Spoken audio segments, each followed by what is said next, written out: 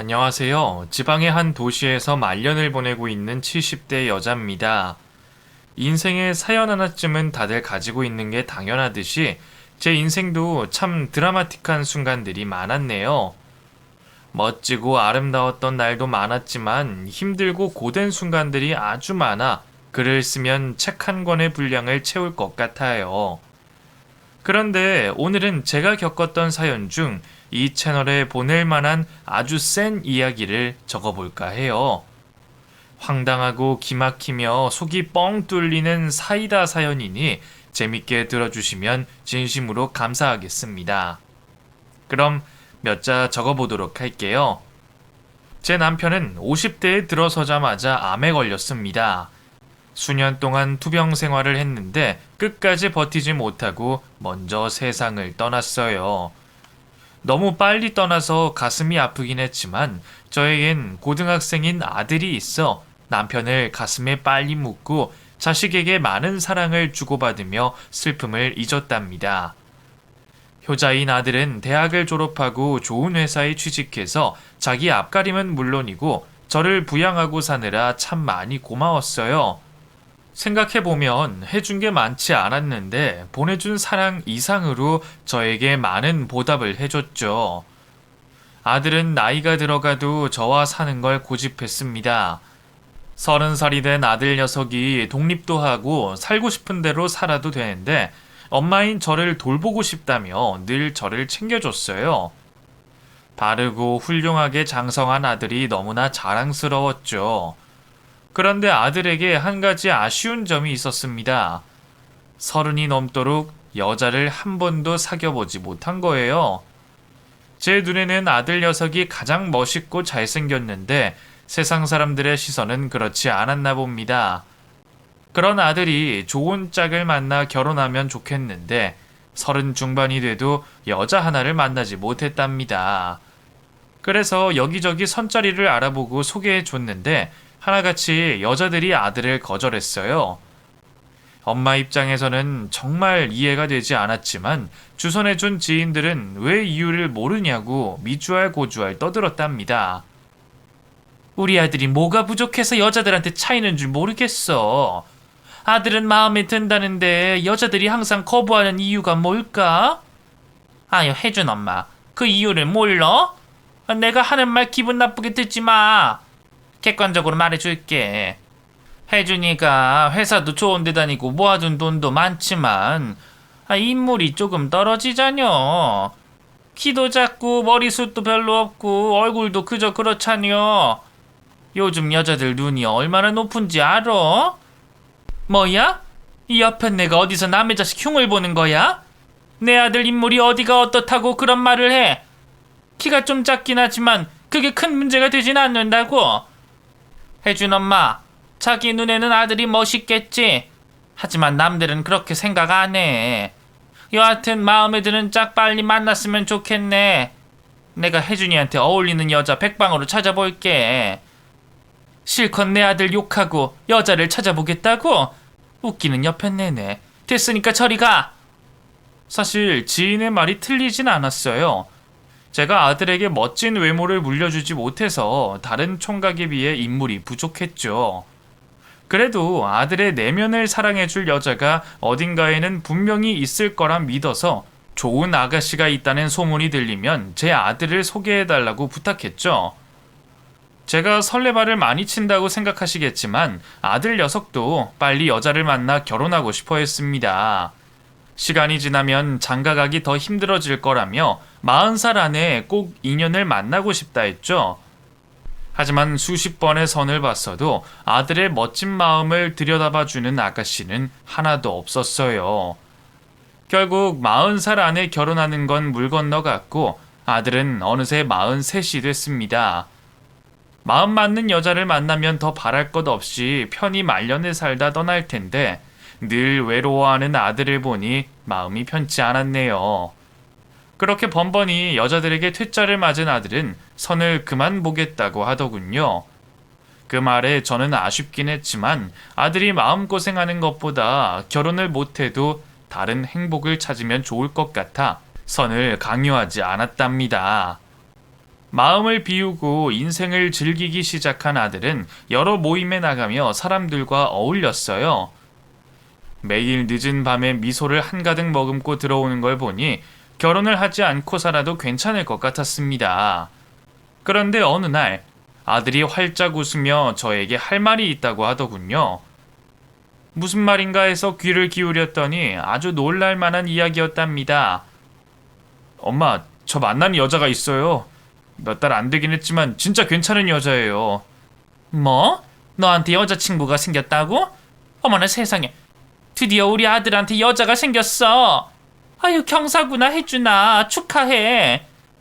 고마워요. 그래서 그 여자 인사시켜 드리려고요. 쑥스럽지만 결혼까지 하기로 했어요. 저나 여자친구나 나이가 40대라서 서두르는 게 좋을 것 같아서요. 그게 정말이니? 아유 세상에 이렇게 기쁠 수가. 혜준아 어떤 아가씨인지 궁금하다. 빨리 데리고 오거라. 괜찮은 사람이다 싶으면 더 미루지 말고 바로 참가하거라. 어느 때보다 좋은 소식을 듣게 돼 몇 날 며칠을 기대하며 잠을 설쳤습니다. 그리고 이틀 뒤 퇴근하고 돌아오는 아들이 현관문을 열며 한 손으로 다정하게 잡고 있는 어여쁜 색시가 눈에 들어왔어요. 어찌나 예쁘고 참하던지 이 노인네가 반해버렸답니다. 어머 너무 곱다. 어서 와요. 색시는 얼굴만큼이나 말도 참 예쁘게 하더군요. 어머님 처음 뵙겠습니다. 잘 부탁드려요. 부탁은 내가 해야지. 우리 아들 잘 만나줘요. 혜준 오빠가 어디 흠이 있나요? 이렇게 완벽하고 훌륭한 사람의 애인이라는 게 얼마나 자랑스러운지 모른다고요. 아 어머님, 저랑 오빠가 결혼하기로 한 거 들으셨어요? 너무 빨라서 놀라셨죠? 제가 오빠 놓치고 싶지 않아서 결혼 서두르자고 했어요. 놀라긴? 이렇게 착하고 예쁜 아가씨라면 당장이라도 장가 보내고도 남지. 우리 좋은 인연이 돼봐요. 앞으로 잘 부탁해요. 어머님 말씀 편히 하세요. 이제 곧 한 식구가 될 텐데 딸처럼 대해주시면 좋겠어요. 그런가? 알았어. 민주라고 했지? 어서 밥 먹자. 내가 민주 너 온다 해서 맛있는 걸 많이 차렸다고. 그렇게 아들이 데리고 온 색식감과 같이 밥을 먹으며 대화를 나눠봤는데 볼수록 예쁘고 매력이 넘쳐 보였습니다. 몇 주 뒤 아들을 따라 상견례를 하게 됐는데 사돈들의 성격도 며느리가 될 아이와 비슷했습니다. 제 아들을 예뻐하는 걸 보고 마음이 놓였죠.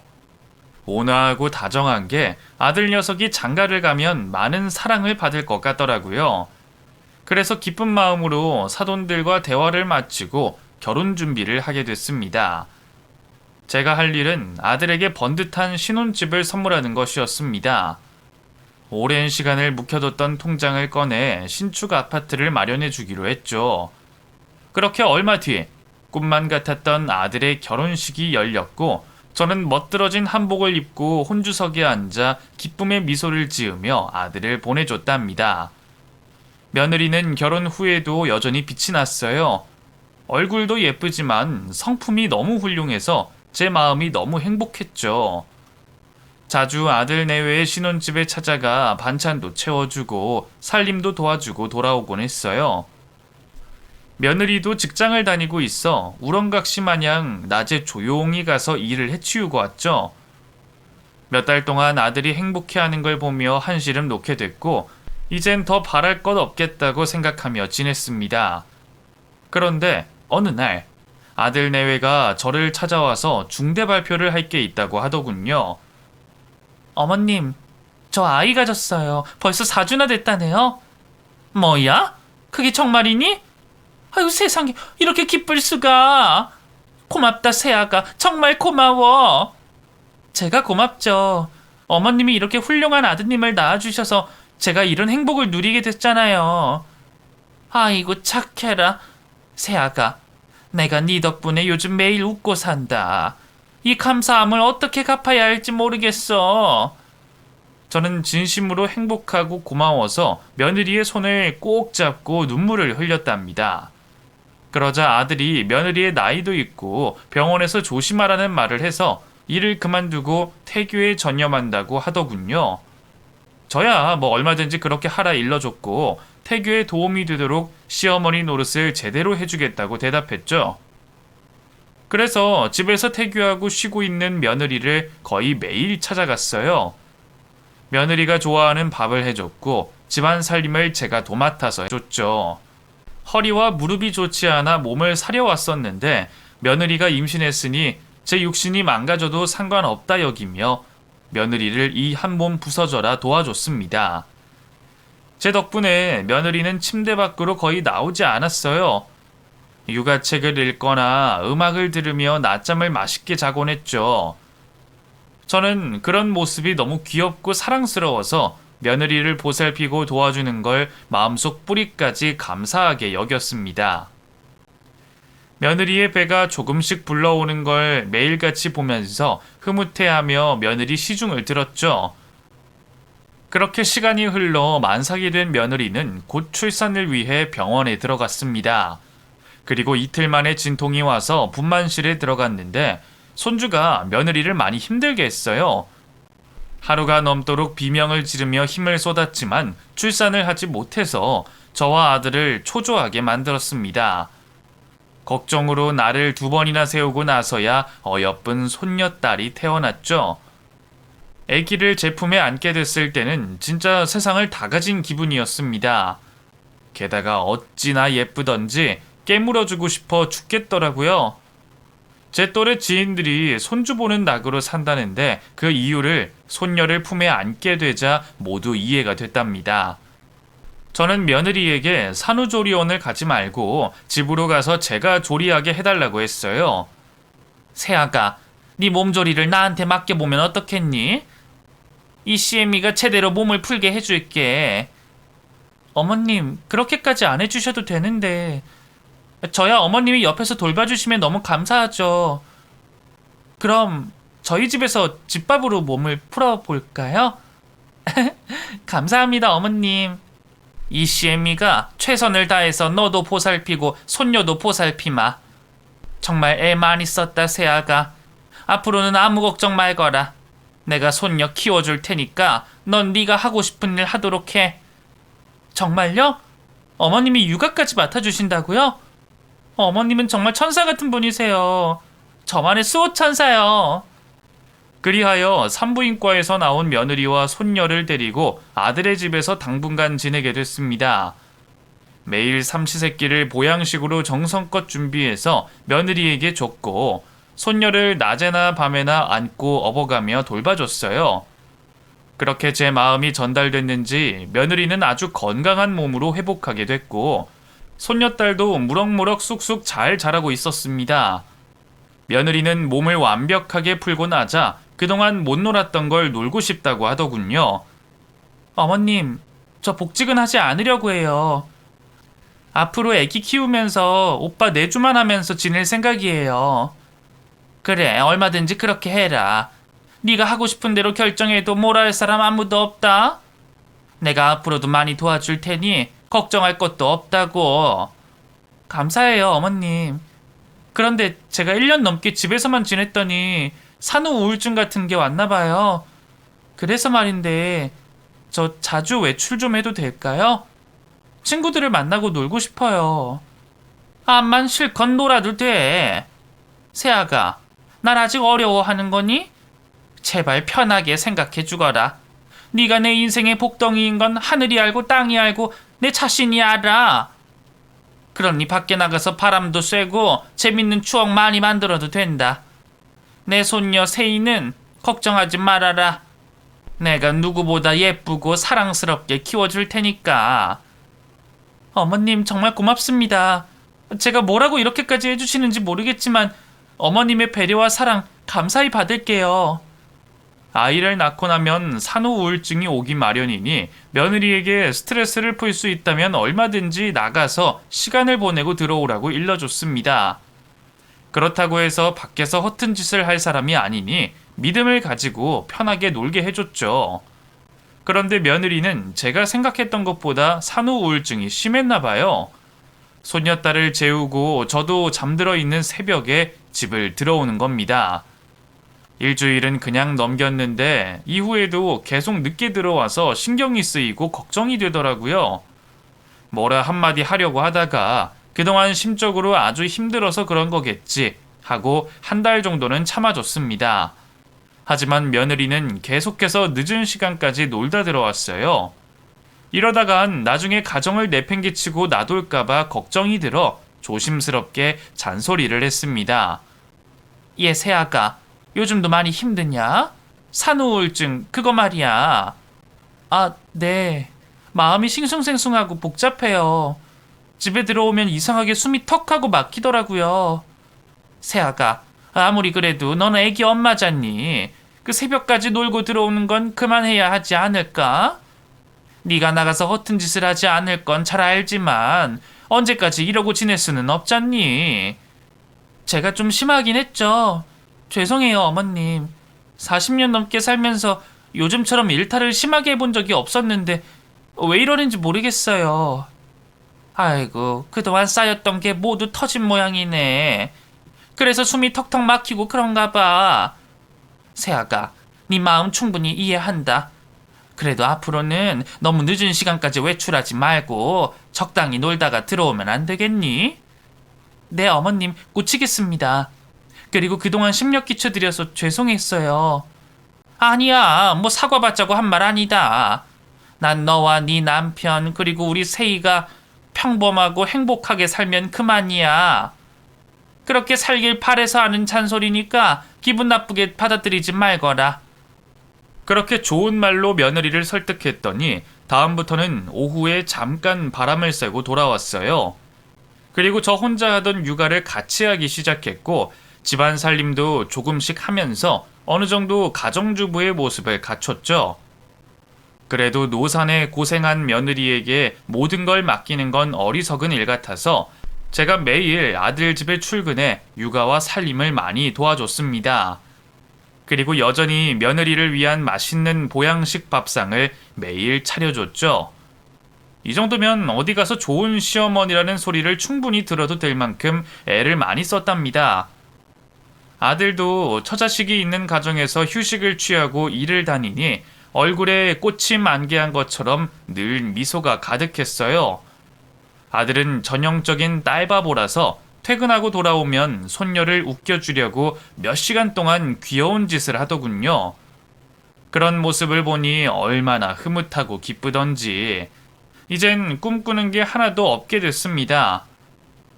이대로 건강하게 살다가 눈을 감아도 후회 하나 없을 정도로 말이죠. 어느덧 시간이 흘러 손녀 세희의 첫 생일날이 한 달 앞으로 다가와서 제 기분은 어느 때보다 들떴습니다. 저는 손녀를 제대로 빛내주고 싶어 돌잔치를 어느 누구보다 크고 화려하게 열 생각이었어요. 사돈과 며느리에게 가장 큰 호텔을 예약하겠다고 하니 다행히 기뻐하더군요. 제가 비용과 모든 걸 준비하겠다고 했더니 얼마든지 하고 싶은 대로 하라고 밀어줬습니다. 그래서 제가 사는 지역에서 가장 크고 비싼 호텔을 예약했고 최고로 비싼 음식을 준비했어요. 또 이벤트 회사에 연락해 유명한 개그맨을 섭외하고 재미있는 춤을 춰줄 안무팀까지 섭외했답니다.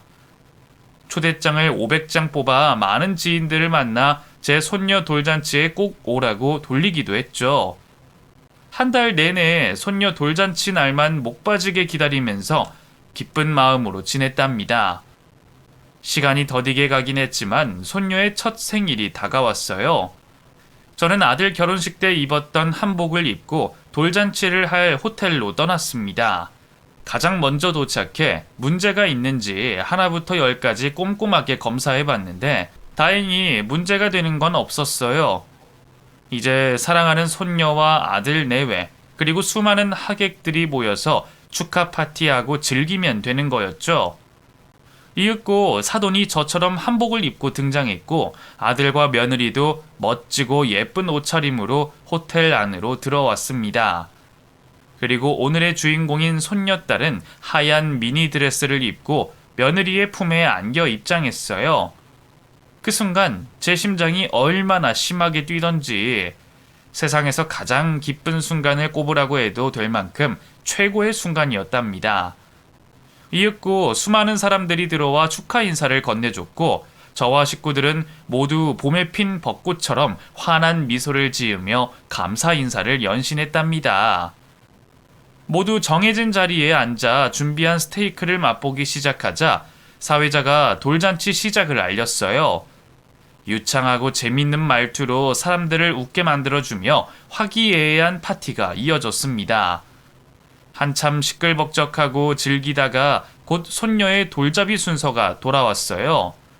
모두들 손녀가 돌잡이 물건들을 향해 기어갈 때 기립박수를 보냈습니다.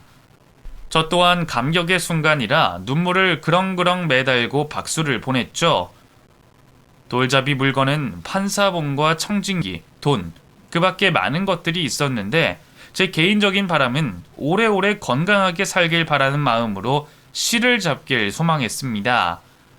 그리고 곧 손녀가 제 마음을 읽었는지 실을 잡았답니다.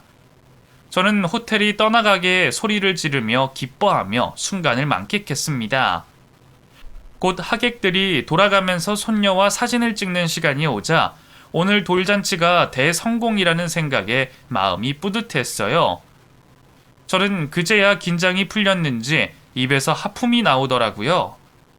그날은 집에 가서 잠들면 행복한 꿈을 꿀 것 같은 기분이어서 일찍 잠들 생각이었죠.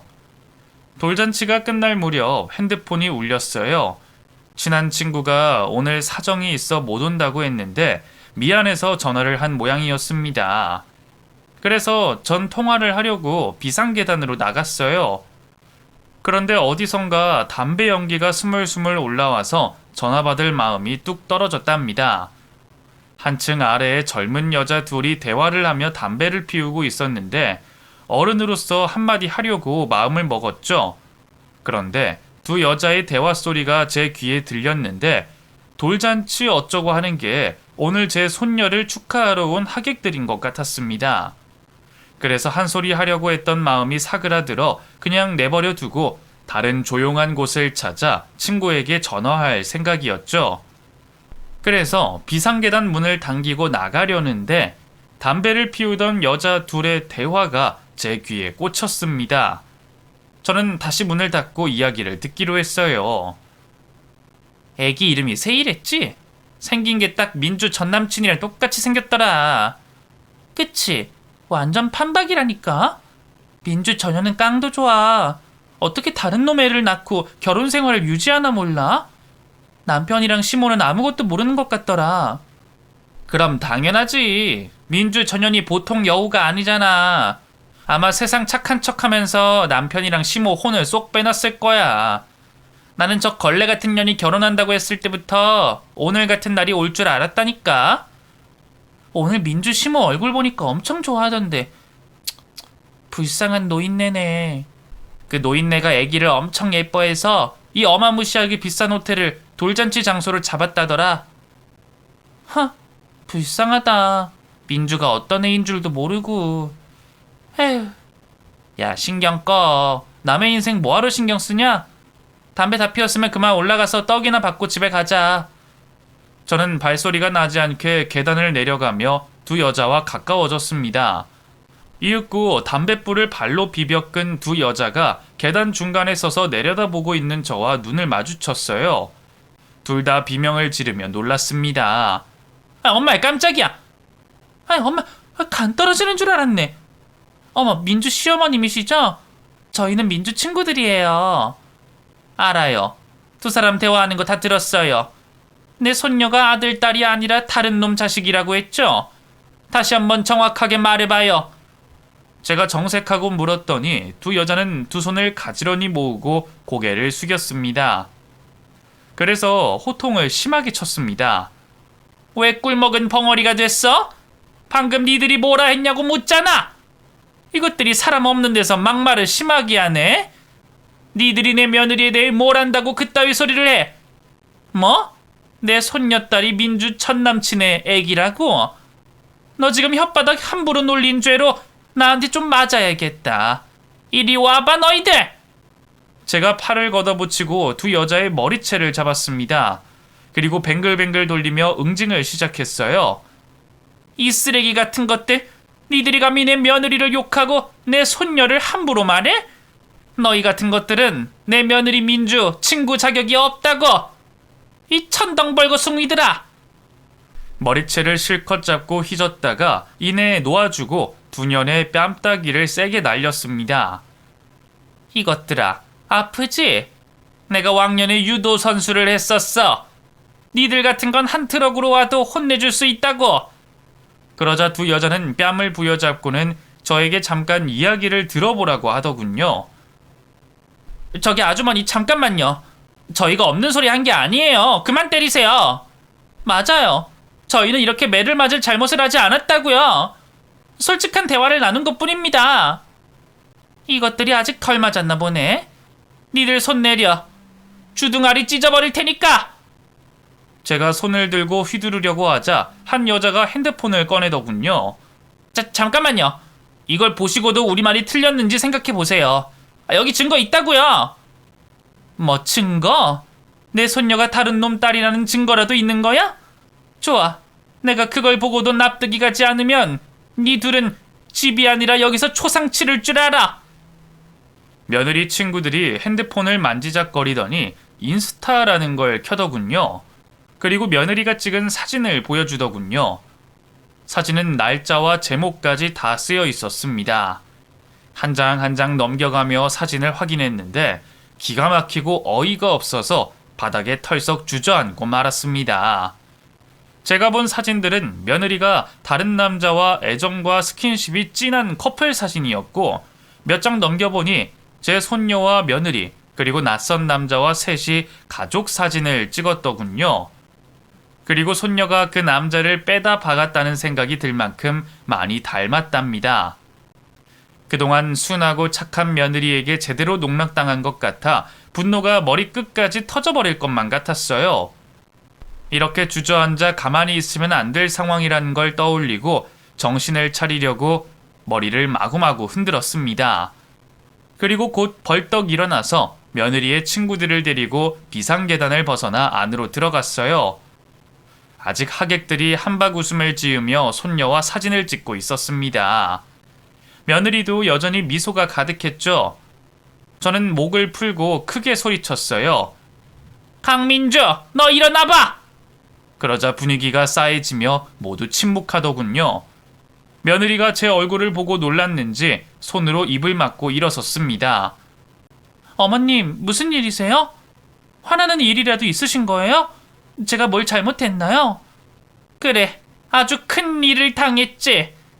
니년이 나와 내 아들을 농락하고 다른 놈의 딸을 낳았다는 걸 오늘에서야 알게 됐다. 네 입으로 대답해봐라. 세희 누구 딸이냐? 무슨 뚱딴지 같은 말씀을 하시고 그러세요. 당연히 세희는 어머님의 피를 이은 어머님 손녀예요. 제가 이걸 왜 대답하는지 모르겠지만 너무 황당하네요. 네 말이 진짜냐? 그럼 네 친구들이 하는 소리를 같이 들어보지. 거기들 들어와! 제가 소리치자 문 앞에서 고개 숙이고 있던 며느리 친구 둘이 조심조심 걸어 들어왔습니다. 저는 두 사람에게 제가 들은 이야기를 다시 한번 설명하라고 일렀어요. 그러자 제 손녀가 박상배라는 전남친이자 상간남의 딸이 맞지 않냐며 며느리에게 말했습니다. 이에 며느리는 어이가 없다면서 헛소리하지 말라고 두 여자에게 소리치더군요. 너희들 무슨 개소리 하는 거야? 내 딸이 왜 전남친 딸이야? 니들이 이상한 헛소리하는 바람에 우리 어머님이 날 더러운 년으로 보시잖아. 당장 아니라고 말씀드려. 그랬더니 며느리 친구들은 아무 대답도 못하는 겁니다. 하객들이 심각한 상황인 걸 알고 저를 중심으로 원을 그려 모여들었어요. 이에 저는 확실히 하고 싶어 두 여자의 머리채를 잡고 다시 따귀를 날렸습니다. 어서 말해. 그리고 그 사진 다시 보여줘봐. 증거를 들이밀어야 대답할 것 같으니까 빨리 핸드폰 꺼내라고. 네, 알겠어요. 그러니까 그만 때리세요. 자, 여기요. 저는 핸드폰을 빼앗아 상간남과 찍은 가족 사진을 들이밀었습니다. 자, 강민주, 네 눈깔로 봐봐. 이 남자와 내 손녀, 아니 네 딸년이랑 똑같이 생겼잖아. 이러고도 끝까지 발뺌할 거야? 며느리는 사진을 보고 쉽게 대답하지 못했어요. 역시나 바람 피운 것도 맞았고 손녀가 다른 놈의 자식인 게 증명이 되는 순간이었습니다. 더 말할 필요가 없는 것 같아 저는 핸드폰을 집어던지고 며느리 년의 머리채를 세게 잡아챘습니다. 이 악취나는 년아, 네가 감히 나와 내 아들을 농락해? 우리 앞에서는 조신한 척 착한 척 하더니 뒤에선 이렇게 더럽고 추악하게 놀고 있던 거냐? 우리가 얼마나 만만했으면 이따위 짓을 했는지 모르겠다만 지금부터는 내가 어마무시하게 무서운 사람인 걸 보여주마. 어머님, 이거 놓으세요. 제가 잠깐 놀라서 그런 건데 세희는 오빠 딸이 맞아요. 그리고 사진 속의 남자는 그냥 친구예요. 아무 사이도 아니라고요. 그래? 그럼 몇 대 패줄 테니까 그 다음에 다시 대답해라. 며느리의 머리채를 잡고 하객들을 뚫고 긴 테이블 앞으로 끌고 갔습니다. 그리고 멱살과 허리춤을 잡고 업어치기로 테이블 위에 집어 던졌어요. 며느리는 고통의 비명을 지르며 대굴대굴 굴렀는데 저는 거기서 그치지 않고 다시 며느리 년을 잡아서 다른 테이블 위로 집어 던졌어요. 하객들은 헉하는 놀라는 소리를 내고는 숨죽이고 구경하더군요. 연거푸 테이블 위로 며느리를 집어 던졌더니 더는 안 되겠는지 실토하기 시작했습니다. 어머님, 제발 그만하세요. 이러다 저 온몸의 뼈가 다 부서지겠다고요. 사실대로 말할게요. 그러니 제발 멈춰주세요. 이제야 정신이 드는 모양이네. 그럼 처음부터 모두 말해봐. 만약 거짓말로 들리는 게 있다면 넌 여기서 초상 치를 거야. 알았어요. 이렇게 된 마당에 제가 거짓말을 왜 하겠어요. 사실대로 다 말할게요. 처음 어머님 아들을 만나서 사귀기 시작한 건 대기업 과장이라는 말을 듣고 욕심이 나서였어요. 외모는 그저 그렇지만 순박하고 모아둔 돈이 많은 것 같아서 사귀기 시작했어요. 연애를 몇 달 해보니까 생각보다 더 좋은 사람 같아서 결혼을 결심했고요. 그런데 결혼 전에 헤어진 남자친구에게서 연락이 왔어요. 아까 그 사진 속의 남자 말이에요. 저한테 결혼 축하해준다면서 술 한잔 하자고 해서 나갔는데 저도 모르게 그 남자를 다시 만나게 됐습니다. 그 말을 듣자 부하같이 밀었습니다. 그래서 며느리의 따귀를 세차게 날려버리고 말했습니다. 그럼 그때 내 아들과 헤어졌으면 됐잖아. 왜 결혼까지 해서 이 사달을 만들어 이육실하려나? 그게 전 남친이 돈이 없어서요. 어머님 아들과 결혼했다가 이혼하면 위자료를 받아 사업 종잣돈을 쓸 수 있을 거라는 판단이 들었어요. 한 2년만 결혼 생활하다가 이혼할 계획이었죠. 그런데 생각지도 못한 임신이 찾아왔어요. 저는 당연히 어머님 손주인 줄 알았어요. 그래서 전 남친은 정리하고 오빠랑 결혼 생활 유지하기로 마음먹었죠. 그런데 출산해보니 딸아이가 아무리 봐도 전 남친하고 심하게 닮았더라고요. 제가 결혼 초에 바람 피우다가 임신하게 된 걸 확신할 수 있었습니다. 그래서 다시 전 남친을 찾아가게 됐어요. 그래서 대충 시간 흘러 보내다가 이혼해서 위자료 받고 새 살림 차릴 생각이었다. 이거지? 죄송합니다, 어머님. 제가 미친 짓을 벌인 건 인정합니다. 그런데 오빠를 사랑한 건 진심이었어요. 한순간에 실수로 이렇게 돼버린 거라고요. 네 년이 지금 실수라고 했니? 다른 놈하고 바람 피워서 애새끼를 낳는 건 실수가 아니라 죄야.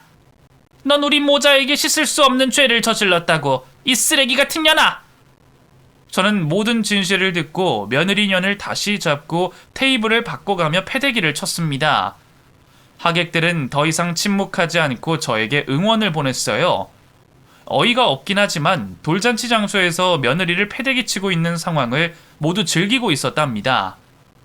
사돈이 저를 말리려고 했지만 자기 딸이 지은 죄를 알고 이내 뒤로 물러났어요. 그리고 며느리를 제대로 패주고 거친 숨을 몰아쉬고 있었는데 비상계단에서 비밀을 알려준 두 여자가 다가와 말을 걸었습니다. 저기 아주머니, 아까 그 사진 속의 남자 있잖아요. 그러니까 세희 친아빠가 여기 안에 있어요. 오늘 돌잔치에 왔다고요. 뭐? 그 짐승 같은 놈이 여기로 왔다고? 허, 기가 막히네. 그 자식 어딨어? 저기 구석에 쪼그려 앉아있어요. 얼른 가보세요. 저는 구석으로 터벅터벅 걸어가 겁에 질려있는 남자 앞에 다가섰습니다. 그리고 그를 내려다보며 물었어요. 네가 세이 친아빠냐? 네? 그러니까 저기... 말을 더듬으며 저를 올려다보자 사진 속의 남자라는 걸 확인했습니다. 그래서 더 이상의 말을 듣지 않고 멱살을 잡고 업어치기로 날려버렸답니다. 테이블 2개와 의자가 와르르 쓰러지면서 바닥에 나뒹굴더군요. 다시 그놈의 머리채와 허리춤을 잡고 높이 던지기 선수처럼 천장 위로 던졌답니다. 공중에서 몇 바퀴 돌다가 떨어지면서 테이블이 뚝 하고 두 동강 나며 부서졌습니다. 아직 분노가 풀리지 않았고 체력도 많이 남아있어서 다시 상간남을 잡고 여러 번 업어치기로 개박살 냈어요. 마지막에는 며느리와 상간남을 동시에 잡고 테이블 위로 업어치기해서 나란히 대굴대굴 구르게 만들었습니다. 둘 다 앓는 소리를 내며 살려달라고 무릎 꿇고 빌더군요. 어머님 잘못했어요. 저 오빠랑 이혼할게요. 아무것도 받지 않고 몸만 나갈게요. 그러니까 그만 진정하세요. 맞아요, 어르신. 저희가 못할 짓 한 건 알지만 이거 너무 지나치세요. 아파 죽을 것 같다고요. 조용히 이혼한다니까 여기서 끝내주세요. 두 년놈의 말을 들으니 아직 반성을 덜한 것 같았습니다. 그래서 다시 따귀를 날리면서 소리쳤습니다. 뭐가 어째? 몸만 나가면 그만이라고? 조용히 이혼해 주겠다고? 이것들이 지들이 갑인 줄 아나 보네? 야, 이것들아. 내가 너희 둘을 쉽게 놓아줄 것 같냐? 변호사 써서 니들 인생 조져놓을 거야. 이혼 소송, 상간남 손해배상, 사기 등등으로 아작을 낼 거라고. 어머님 그러지 마시고 우리 이성을 찾고 다른 방법을 생각해보는 게 어떨까요? 어머님하고 어머님 아들이 세희를 끔찍하게 사랑하니까 세희를 위자료로 드릴게요. 그러니까 법으로는 싸우지 말자고요. 뭐라고? 지금 네 딸년으로 거래를 하자는 거야? 이년아, 애기가 무슨 물건이야? 이 미친 것들이 생각하던 것보다 더 바닥이었네. 안 되겠다. 니들은 더 맞아야겠다. 두 년놈은 뭘 잘못한 줄 모르고 갸우뚱거리더군요. 그래서 복수의 응징 2차전을 시작했답니다. 호텔이 개판으로 되자 담당자들이 저를 말려서 어쩔 수 없이 며느리와 상간남을 그만 혼내야 했네요. 결국 개판이 된 손녀 돌잔치는 그렇게 막이 내렸고 저와 아들은 집으로 돌아갔답니다. 손녀 세이는 사돈이 데려갔고요. 아기가 잘못한 건 없었지만 친손녀가 아니니 다시는 보지 않기로 굳게 다짐했습니다. 아들은 며느리가 짐을 뺄 때까지 제 집에서 지내며 이혼 소송을 준비했어요. 먼저 손녀와 아들의 유전자 검사를 의뢰했더니 역시나 친손녀가 아니었습니다. 저희는 유능한 이혼 변호사를 찾아가서 며느리의 바람 증거와 손녀가 상간남의 자식인 증거를 제출했어요. 그래서 몇 주 뒤 법정에 서게 됐는데 예상대로 수많은 위자료를 받게 됐고 상간남에게 아주 큰 손해배상금을 받게 됐답니다. 아쉽게도 사기죄로는 기소하기 어렵다고 해서 이쯤에서 마무리하기로 했죠. 그렇게 이혼을 하게 되자 며느리와 상간남은 바로 헤어지더군요. 유부녀일 때는 좋아서 만나더니 이혼녀가 되자 서로 갈 길을 가기로 한 모양입니다. 상간남은 원래 직장이 없는 백수놈이어서 저희에게 준 손해배상금 때문에 많은 빚을 졌다네요. 그래서 편의점과 택배 분류 알바를 하며 하루하루 벌을 받으며 살고 있답니다. 며느리는 제 아들에게 위자료를 지급하며 친정집을 팔고 작은 집으로 들어갔어요. 3대가 좁은 집안에서 돈에 쫓기는 삶을 살아가게 됐죠. 어쨌든 저의 복수는 이렇게 화끈하고 시원하게 끝이 났습니다. 아들은 신혼집을 팔고 다시 제 집으로 들어왔어요. 아들이 여자 하나 때문에 인생에 크게 상처를 받아서 그런지 다시 연애할 생각을 하지 않았습니다. 저도 아들이 재혼 같은 건 하지 않을 거라 생각하고 둘이서 행복하게 살 마음이었습니다. 그런데 이듬해 아들 녀석이 빙그레 웃으며 집에 아가씨를 데리고 왔어요. 저는 그 여자를 보고 화들짝 놀라고 말았습니다. 어머, 외국 여자잖아. 베트남 사람이니? 네, 엄마. 작년에 우리나라로 돈을 벌려고 온 여자예요. 우연히 알게 돼서 사귀게 됐는데 결혼까지 할 생각이에요. 엄마가 보시기에 어때 보여요? 외국 사람이라. 그래, 뭐 남녀 사랑의 국적이 어딨겠니? 난 네가 새로운 사랑을 찾아서 기쁘다. 축하한다, 아들아. 그런데 아가씨가 많이 어려 보이는데? 아, 그게 나이 차이가 좀 나요. 저랑 17살 차이예요. 베트남 아가씨는 아들보다 한참 어린 20대 후반이라는 겁니다. 전 너무 놀라서 눈을 번쩍 뜨고 말했어요. 야, 이 도둑놈아. 아무리 그래도 20대랑 결혼하겠다는 게 말이 되니? 이 아가씨 부모님이 아시면 얼마나 충격을 받으시겠어? 엄마, 벌써 이 사람 부모님이랑 만났어요. 얼마 전에 이 동네로 이민 오셨거든요. 뭐야? 네 나이를 알고도 허락했다고? 세상에 참 고마운 분들이네. 그리고 가까이 산다고 하니 좋구나. 아들이 사랑에 빠진 눈으로 베트남 아가씨를 저에게 소개했고 저희는 맛있는 식사를 했답니다. 그리고 얼마 뒤 상견례를 하게 됐는데 언어가 통하지 않아 조금 버벅거리긴 했지만 잘 마무리가 돼 결혼식을 올리게 됐어요. 그리고 새로운 신혼집을 마련해서 아들이 가정을 꾸렸습니다. 이듬해 손자를 낳게 됐는데 제 아들과 붕어빵인 아기가 태어났답니다. 그리고 또 다음해에는 손녀딸이 태어났어요. 이럴 때 쓰는 사자성어가 우후지실이 맞나요? 비온 뒤 땅이 굳어지고 그 땅에서 손자 손녀가 태어났으니 뭐 비슷하게 맞는 것 같네요. 지금의 저는 아들 집에 매일 가서 손주들을 돌봐주면서 바쁘게 시간을 보내고 있습니다. 며느리는 가정주부로 일하면서 한글 공부를 하러 학원에 열심히 다니고 있어요. 초급반을 지나 중급반에 들어갔는데 뭐 요즘은 언어 구사력이 저보다 훨씬 나아진 것 같더라고요. 이렇게 저의 가장 아픈 손가락의 이야기를 쭉 써봤는데 꽤 충격적이면서 재밌지 않으셨나요? 그때를 생각하면 지금처럼 웃을 수 있는 날이 올 거라고 생각도 못했는데 시간이 모든 걸 해결해줬네요. 그리고 가끔 손녀 세이가 생각이 나요. 물론 절대 만나면 안 되는 사이라서 선을 긋고 있는데 1년 동안 키웠던 아이라 머릿속으로 떠올리면 딱하다는 생각만 드네요. 그래도 어쩌겠어요.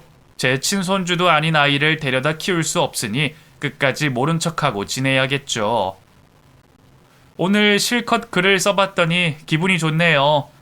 이 맛에 많은 분들이 사연을 쓰시나 봅니다. 그럼 저는 손주들을 돌보러 이만 가볼게요. 모두 행복하시고 건강한 하루 보내시길 바랍니다. 안녕히 계세요.